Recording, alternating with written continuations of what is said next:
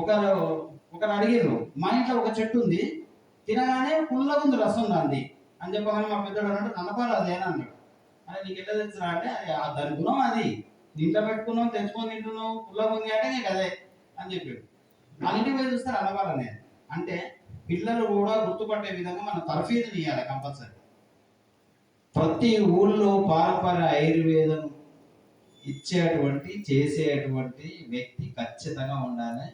గల్లీ గల్లీకి ఒక మనం రోడ్లో దంచిన పసరు పోయగలగాలి.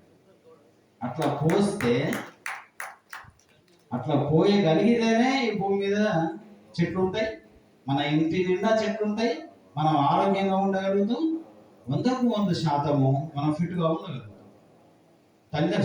తల్లిదండ్రులు పొట్టిగా ఉండనివ్వండి, తాతలు ముత్తాతలు పొట్టిగా ఉండనివ్వండి, ఆయుర్వేదంలో కొన్ని మొక్కలు వాడటం వల్ల 6 అడుగుల పైన ఎత్తు పెరుగుతుంది.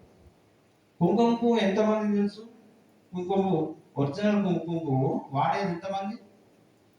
ఈ చిటికెడు రోజు వాడేది ఎంతమంది? ఎవరు లేరు. ఏదో గర్భవతి అయినప్పుడు కొంచెం అన్నట్టుగా కొద్దిగా పాలలో కలిపి కోసం, అంతేగాని రోజైతే డెలివరీ అయ్యేంత వరకు అయితే తాగం కదా. అయితే ఒక యోగి అంటాడు, కుంకుమ పువ్వు ఏదైతే ఒరిజినల్ తీసుకొని రోజు చిటికెడు నమిలి తిని పాలు తాగితే ఆ గర్భము ధరించిన ఆ మనిషికి రోగాలు రావు, మళ్ళీ పుట్టే బిడ్డలు 6 అడుగుల పైన సౌందర్యవతి అయి సౌందర్యులుగా జన్మిస్తారు. డైలీ తింటేనేమో మోపిలగాడంట, ఒక రోజు తప్పించి ఒక రోజు తింటేనేమో ఆడపిల్ల అవుతుందంట. ఒక యోగి, ఆయన గండికోట ఒక యోగి చెప్పిండు అది ఆ వార్త.